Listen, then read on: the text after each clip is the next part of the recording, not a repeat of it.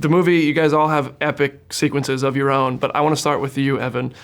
Quicksilver in space was really cool. Thanks. And Quicksilver scenes often end up stealing the film. So I'm curious, what was different about shooting at this time and kind of doing, I guess, like a zero gravity fast move? Zero G is difficult. It's really hard. Yeah, it's really hard.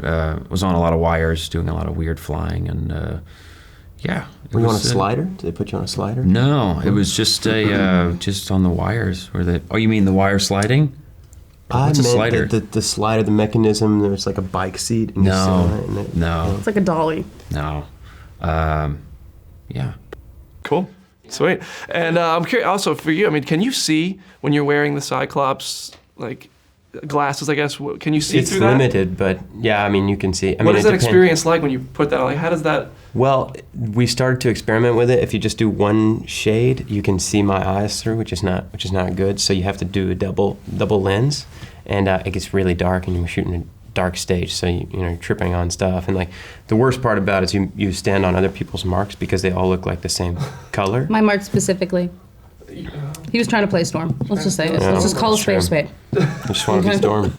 Does anything happen when you, like, is there like a button that creates a light or anything on set? Because I know sometimes when there has to be a light for the rest of the room, does anything happen when you are using the... That's a great question, because on the last film we had an interactive light, but somebody else was controlling it. On this one we did a Wi-Fi mechanism where I controlled the interactive lights by just pushing the button. So. Nice. Yeah, that was a big upgrade. That's cool. Yeah. So cool. And what similar question about Storm. What is the instruction when there's lightning bolts coming out of your hand, and you have to aim at a certain target or something? And what is the set like? Is there lights flashing? Is there anything that you're in control of or anything like that?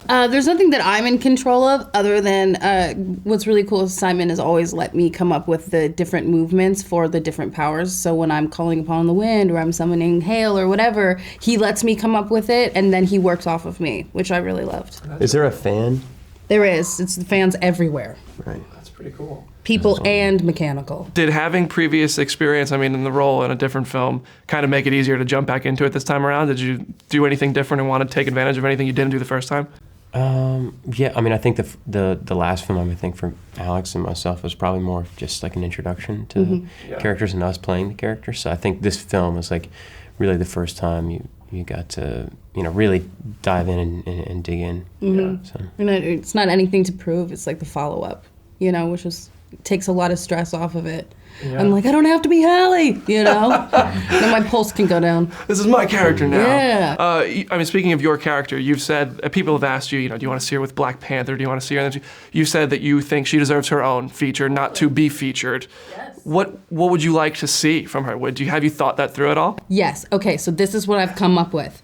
I think it'd be really cool if you had me and Hallie both teaming up together and fighting a baddie.